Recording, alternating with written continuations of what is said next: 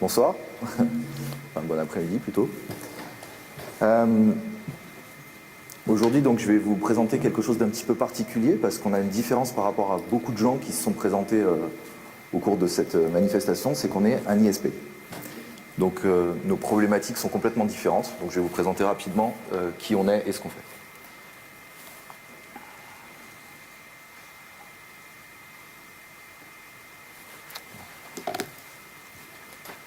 Donc, Jaguar Network, un ISP qui est très connu sur la place marseillaise et y compris sur la place française. C'est un petit peu la place refuge pour beaucoup de CTO qui se trouvent à avoir le choix entre des technologies comme celle d'OVH, comme celle d'Online, etc. Et ici, on peut trouver des technologies qui sont robustes, où on a des gens en face, on peut téléphoner. Et ça, c'est quelque chose qui est très apprécié de beaucoup de CTO. Je vous laisse regarder rapidement les chiffres, même si vous n'êtes pas forcément là pour ça. C'est une société qui est ancienne, qui opère beaucoup de fibres elle-même, avec un staff qui est très clairement, majoritairement technique, ce qui est un gage de valeur pour une société tech. Je me présente rapidement. Donc, je suis Corentin Larose. Aujourd'hui, je travaille chez Jaguar Network à l'établissement du produit que je vais vous présenter. En titre de poste, j'ai mis Hustler parce que finalement, ce qu'on nous demande aujourd'hui en tech, c'est d'être malin et d'arriver à trouver des solutions à des problèmes qui sont nouveaux tous les jours. Finalement, je trouve qu'il n'y a pas vraiment d'intitulé pour ça et les Américains utilisent ce mot que j'aime bien, Hustler. Ça veut dire débrouillard, ça veut dire battant, voilà. Je suis l'un des fondateurs et l'ancien CTO d'une société qui s'appelle Kappa, qui faisait de la recherche d'emploi, qui fait toujours de la recherche d'emploi. Et ça a un rapport avec ce qu'on va se dire aujourd'hui, parce que la raison pour laquelle je suis chez Jaguar aujourd'hui, c'est pour créer un produit que je n'ai pas su trouver quand j'étais CTO chez Kappa. Un produit dont j'avais besoin, que j'ai désespérément cherché chez tous les providers, j'ai vu un peu tout le monde. Le produit n'existait pas, et quand j'ai rencontré Kevin Polizzi, le fondateur de Jaguar Network, on a pas mal discuté ensemble. Il m'a proposé de venir créer le produit chez Jaguar Network, ce qui est une façon de travailler un petit peu nouvelle, c'est-à-dire que c'est le client qui va venir amener son expression de besoin au final et construire le produit. Alors évidemment, je travaille pour Jaguar Network, donc je ne suis plus vraiment un client, mais l'idée c'est de partir d'une vraie expression de besoin qui est liée à un besoin connu et vécu. Je fais pas mal de contributions open source, particulièrement Zen Framework et Apigility, et je suis speaker. Voilà. Alors je voulais commencer très rapidement en vous disant que ce qu'on est en train de faire, c'est de la R&D. Ce que je vais vous présenter, c'est un POC.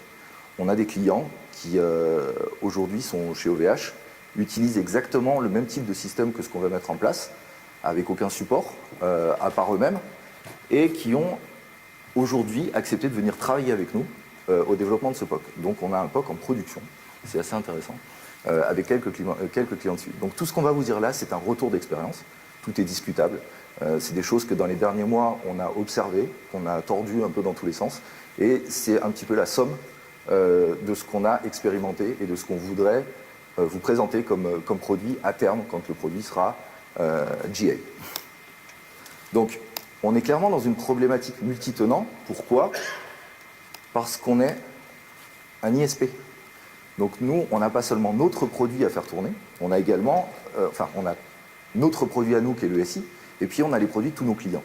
C'est-à-dire qu'on a besoin d'être capable de faire tourner aussi bien un site de e-commerce que une énorme black box de machine learning, que tout un tas de choses. Et du coup, l'idée, c'est de proposer des orchestrateurs, c'est le sujet qu'on aborde aujourd'hui, donc vous avez certainement entendu parler d'un certain nombre d'orchestrateurs, on va les évoquer ensuite.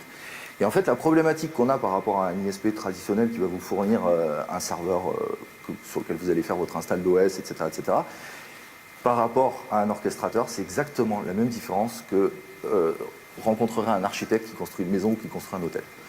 Quand vous construisez une maison, vous êtes sur une problématique individuelle, c'est-à-dire que vous avez besoin d'un toit, vous avez besoin d'étanchéité, vous avez besoin d'eau, vous avez besoin d'électricité, etc. Et finalement, on a quasiment les mêmes besoins dans un hôtel. Sauf que dans l'hôtel, n'importe qui ne peut pas se pointer dans votre chambre comme il veut, n'importe qui ne peut pas venir voir s'il reste du savon dans votre douche, etc., etc. Donc, je vais filer lourdement cette métaphore tout le long de la conf, parce que je pense que c'est celle qui décrit le mieux la problématique sur laquelle on est aujourd'hui. Donc le projet, ce qu'on voudrait faire, c'est ça. Alors, rapidement, des conteneurs en production, on en parle beaucoup, mais ça reste un peu le Graal. Aujourd'hui, je connais peu de sociétés réellement qui ont vraiment des conteneurs en production. Il y en a beaucoup qui en parlent, il y en a beaucoup qui l'utilisent en dev, beaucoup qui l'utilisent y compris jusqu'en testing, mais il y en a peu qui mettent vraiment leur conteneur en production. Il y a des très gros opérateurs qui ont un produit, je pense à Airbnb, je pense à Uber, etc., qui sont des gros consommateurs de conteneurs. Mais dans les petites sociétés, tout le monde en parle, tout le monde l'a testé chez lui, tout le monde a fait un petit POC, mais finalement, il y a peu de gens qui l'ont réellement utilisé. Nous, ce qu'on voudrait faire, donc, c'est vous proposer de mettre des conteneurs en production, avec, comme toujours chez Jaguar Network, un énorme focus sur la sécurité. C'est peut-être la valeur la plus importante qu'on ait, parce que la sécurité, c'est pas seulement qu'il n'y ait pas des intrusions dans vos systèmes, c'est aussi de protéger les datas, c'est-à-dire qu'elles soient correctement backupées, qu'elles soient correctement répliquées si vous avez des plans de PRA, etc. Ensuite, c'est de pouvoir vous offrir une plateforme qui est agnostique. Parce qu'on a tous un petit peu notre chapelle. Il y en a qui vont préférer DCOS. On a plusieurs clients aujourd'hui qui sont en POC sur DCOS.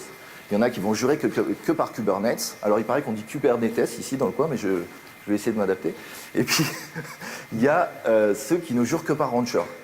Rancher, c'est 1 an et demi d'existence, et pourtant c'est bluffant. C'est hallucinant. C'est-à-dire que quand on fait des tests, on est très surpris. Donc on l'a intégré au POC. Ensuite, ce qu'on voudrait, c'est être capable de spawner des hosts physiques à la demande, ou virtuels d'ailleurs. C'est-à-dire que la nuit, on n'est pas forcément là pour émettre un BC, etc.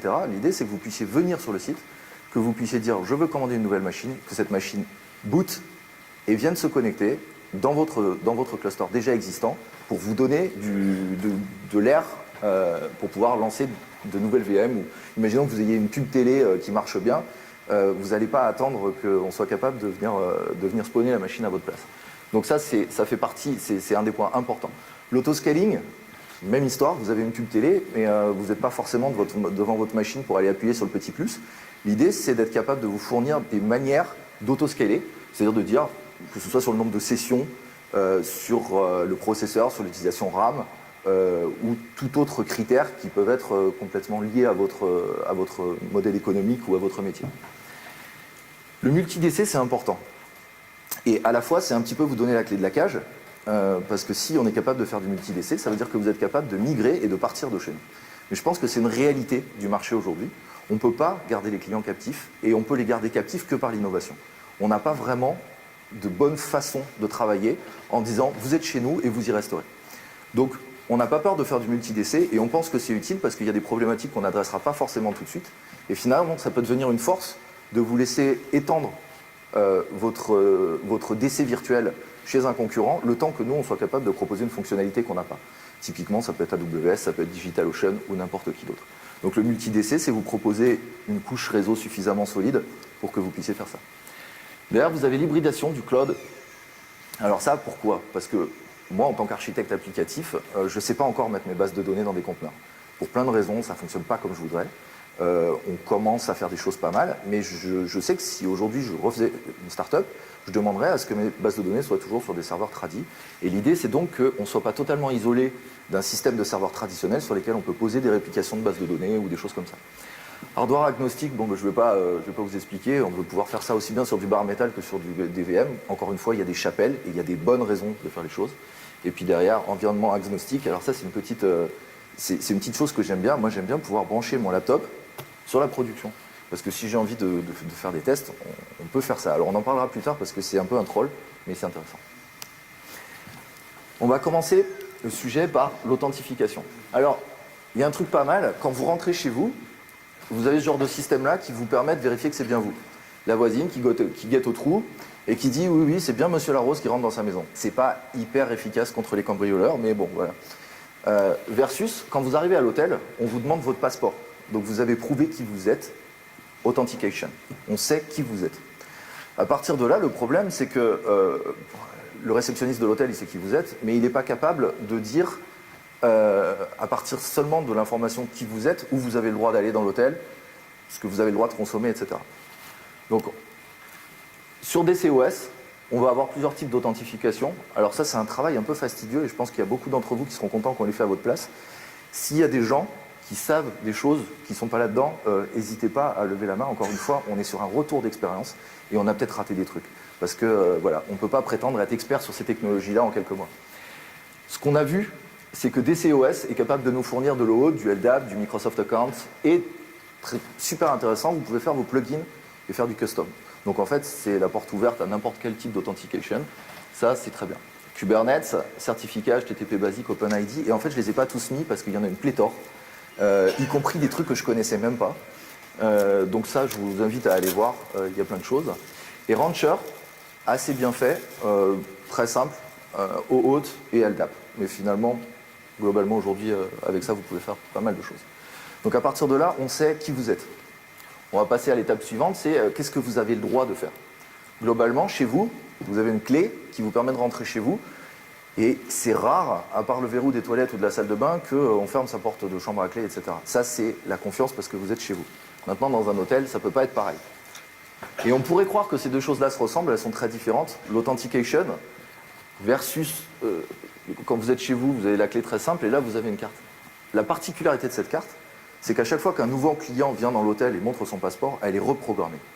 Et à partir de là, vous allez avoir accès à des ressources auxquelles quelqu'un a déjà accédé avant vous, mais vous n'êtes pas la même personne, et finalement, ce n'est plus la même ressource. Donc, cette carte-là, elle garantit que vous accédez uniquement aux endroits où vous avez le droit d'accéder, c'est-à-dire votre chambre, et éventuellement des parties communes pour lesquelles vous avez payé. Ça, c'est ce qu'on appelle les ACL en informatique, et aujourd'hui, le problème, pour une approche multitenante comme pour nous, qui sommes un ISP, c'est que DCOS, par exemple, ne propose pas ce type de service, en tout cas pas encore, à la version 1.9 qui est la dernière. Kubernetes, en revanche, propose l'ABAC, ABAC c'est Attribute Based Access Control, le RBAC que tout le monde connaît, et puis du custom. Encore une fois, c'est la possibilité pour vous d'aller connecter ça sur n'importe quel système exogène qui vous intéresse, et du coup d'obtenir une authentification qui soute votre infrastructure. Rancher propose du RBAC, mais la particularité, et je reviendrai dessus, c'est qu'ils prétendent être multitenants et en fait, ils proposent des environnements. Alors des environnements, c'est bien, et en tant que développeur ou en tant que DevOps, ça va vous faire penser plutôt à développement versus testing versus prod, par exemple. Et c'est ça que c'est pour l'instant. Ça pourrait être bien autre chose, parce qu'un environnement, ça pourrait être l'environnement Corentin Larose, l'environnement Ken Polizzi, etc., qui sont des clients différents. On verra plus tard que ce n'est pas forcément souhaitable à l'heure actuelle. Donc le RBAC existe, mais il est par environnement. Je reviendrai dessus un petit peu plus tard. La problématique du network isolation, c'est quelque chose qui est important. Chez vous, vous avez votre téléphone, tranquille. À l'hôtel, bon, c'est plus tout à fait comme ça, mais aujourd'hui, un PABX, c'est pas très beau, donc j'ai préféré mettre ça. Vous avez un standard.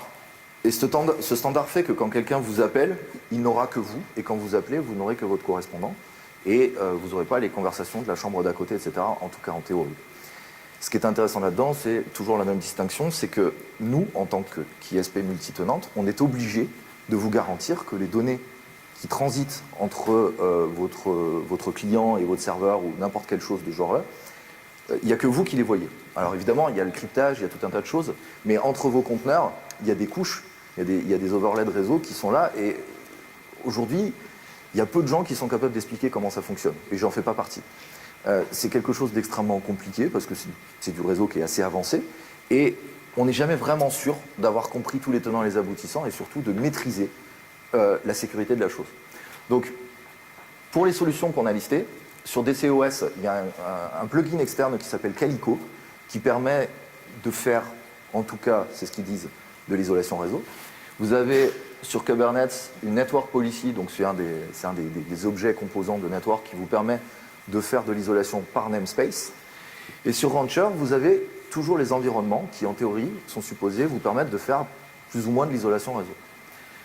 On y reviendra à tout ça dans la conclusion. Je passe rapidement les différents sujets. On va avoir le même problème avec le storage. Quand vous rentrez chez vous, vous mettez tranquillement vos clés, votre carte bancaire, votre passeport, etc. dans le vide-poche qui est à l'entrée. Vous savez, c'est là où on met les vis Ikea, etc. Et quand vous allez à l'hôtel, vous avez un coffre-fort. Pourquoi ? Parce que, ma foi, il se trouve que même si on a une carte d'accès à la chambre, il y a des femmes de ménage qui peuvent rentrer, on n'est pas certain de leur probité. Donc on propose ce genre de système-là. Aujourd'hui, c'est marrant parce qu'en arrivant à la conférence, je vais casser un mythe en même temps. J'en discutais avec un jeune étudiant, je ne sais pas s'il est dans la salle tout à l'heure, qui me disait mais comme ça, c'est pas une légende en fait que vous finissez vos slides directement à la conf. Je dis non, c'est pas une légende du tout. Et je suis pas le seul, il y en a beaucoup d'autres. Et je suis arrivé avec peu de certitude là-dessus, pour tout vous dire. Et j'en ai discuté avec des gens qui sont des gens qui ont mon respect techniquement. Et on est arrivé à la conclusion systématique que finalement on ne pouvait pas assurer que l'isolation du storage était présente, quelles que soient les solutions. Pourquoi ? Parce que déjà, il y a plein de solutions différentes. Vous pouvez avoir du stockage par bloc, vous pouvez avoir du NFS, vous pouvez avoir tout un tas de choses.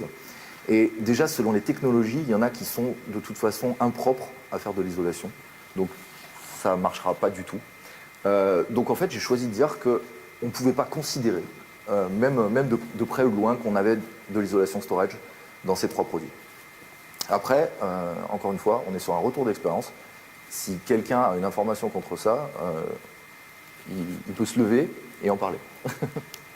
Alors, une chose qui est importante quand on est ISP, et quand on est client aussi, c'est les voisins. Vous avez des voisins sympas, puis vous avez les voisins bruyants, puis vous avez les voisins voyous. Les bruyants, ils vont vous empêcher de dormir, les voyous, ils vont vous piquer vos affaires. Donc, là, on va essayer de limiter les dégâts, et on va aller chercher la manière de réduire l'utilisation de certaines ressources.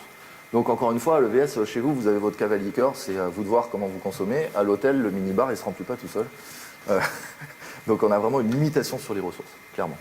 Alors ici, sur DCOS, je n'ai trouvé aucun mécanisme qui permette aujourd'hui, de manière industrielle, de faire de la limitation de ressources. En revanche, du côté de Kubernetes, il y a déjà quelque chose qui est en place et qui est très avancé. Vous pouvez faire de la limitation de ressources aussi bien sur du namespace, en fait, j'ai mis uniquement namespace, mais il faudra que je vérifie, mais il me semble qu'on peut le faire sur plus de choses, par CPU, par RAM et par storage, et apparemment, ils sont en train de faire quelque chose pour qu'on puisse mettre des petits plugins qui permettent de le faire sur des choses arbitraires. Donc ça, ce sera à voir, typiquement sur des sessions d'un load balancer ou des choses comme ça. Et sur Rancher, encore rien, ça apparaîtra certainement parce qu'en fait, ils sont tous à essayer de se niveler. Donc voilà pour les ressources quota. Et c'est le moment où il faut qu'en tant qu'ISP, on prenne une décision sur est-ce qu'on peut faire du multi-tenant ou pas. C'est-à-dire, est-ce que si chacun de vous devient mon client, je peux vous regarder tous dans les yeux et vous dire, aujourd'hui, tes données, elles sont bien séparées de celles de ton voisin. Ben, je pense qu'aujourd'hui, on ne peut pas. Et pour tout vous dire, moi, je me sens, en termes d'intimité, au sein de ces systèmes-là, je me sens comme dans un vestiaire collectif. Donc c'est pour ça l'illustration. J'ai vraiment l'impression que les données, je ne peux pas avoir de certitude, il y a trop de couches, il y a trop de complexité, il y a trop de choses. Et à partir du moment où on n'est pas certain qu'on peut assurer la sécurité comme on veut, il ne reste aucune solution. Et c'est la solution à laquelle je vais venir après. Donc pour DCOS, pour l'instant, ils ne prétendent même pas être multitenants. Il y a DCOS 248 qui est donc un ticket qui parle de multitenancy, mais qui est même pas encore développé. Ils sont en train de poser, c'est une RFC au final. Sur Kubernetes, il y a un projet qui s'appelle Hypernet, qui est basé sur hyperconteneur, qui est supposé devenir le standard de facto, si on lit les déclarations d'intention, sur l'isolation. Et sur Rancher, il y a une isolation, enfin eux disent qu'ils sont capables de faire de l'isolation, mais c'est toujours par environnement. Et je ne suis pas certain que ce soit suffisant pour une approche ISP multitenante. Donc voilà la solution que nous... Ah, j'oublie un petit détail. On est ISP, donc il faut quand même qu'on émette des factures à la fin du mois. Et la seule solution pour nous d'émettre des factures, vous pouvez avoir 1 millier de modèles économiques, mais la seule façon pour nous d'émettre des factures, c'est de connaître votre consommation et de savoir combien vous avez consommé de proc, combien vous avez consommé de RAM, combien vous avez consommé de disques, etc. Et donc on a cherché au sein de ces frameworks des solutions sous forme d'API qui soient suffisamment complètes pour aller récupérer des données qui nous permettent de faire de la facturation, quel que soit le modèle économique auquel on veut arriver. Sur DCOS, c'est de l'ordre du MacGyver, c'est-à-dire que vous pouvez utiliser l'API qui va vous renvoyer un certain nombre d'infos sur de la consommation et vous pouvez la filtrer par label. Ça reste encore un petit peu du bricolage, mais c'est une piste. Sur Kubernetes, il y a un framework qui s'appelle Hipster qui lui est très poussé. Alors là, vous pouvez faire absolument tout ce que vous voulez en termes d'operational analytics. Et sur Rancher, il y a des solutions, pour la plupart externes et payantes, dont je ne vais pas parler parce qu'on ne les a pas testés, mais qui ont l'air plutôt prometteuses. Ça reste cependant un problème, c'est qu'il n'y a pas vraiment de solution unifiée.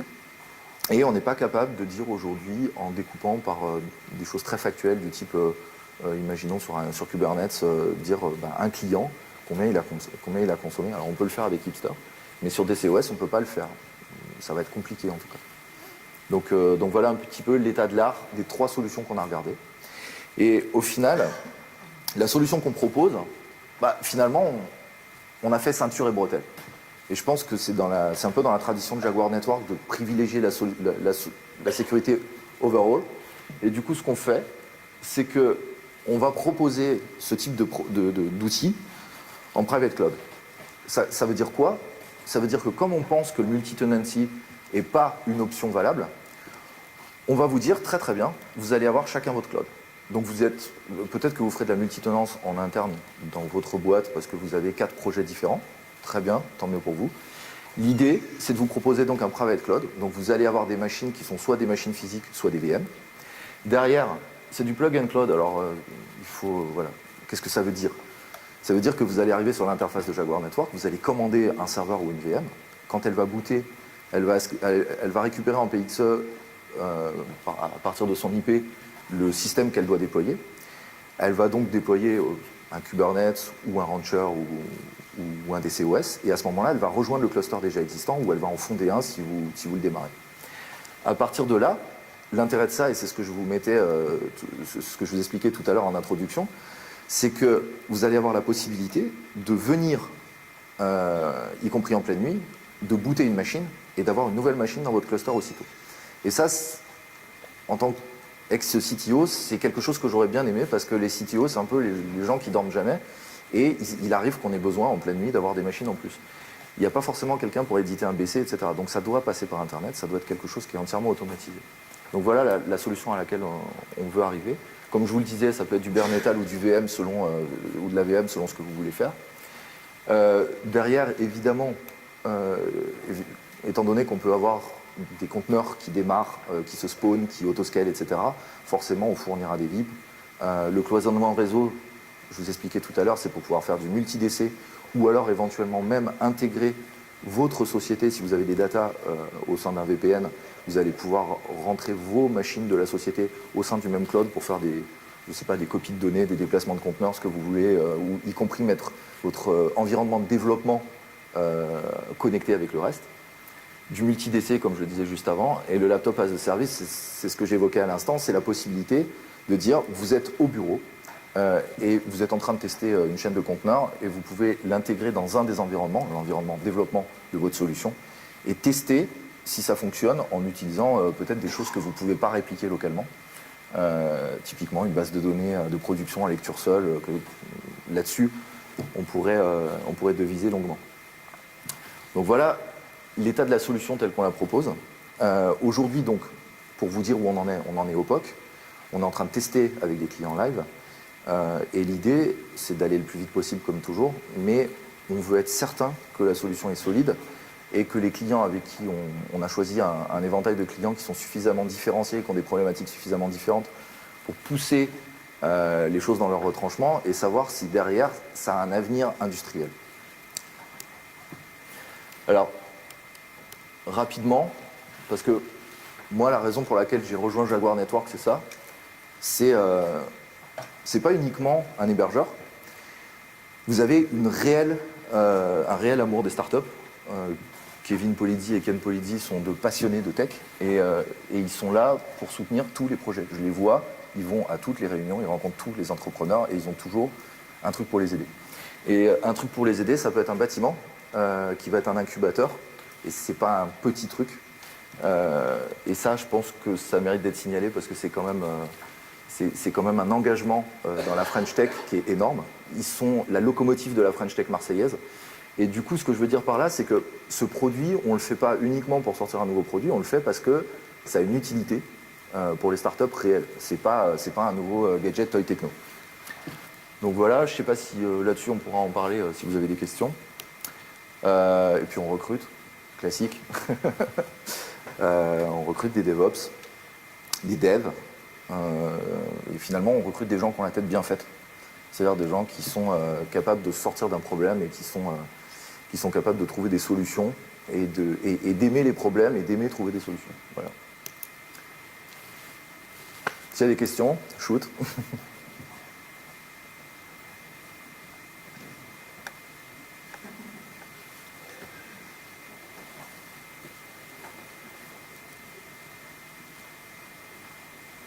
Et on aura fini à l'heure, c'est bien.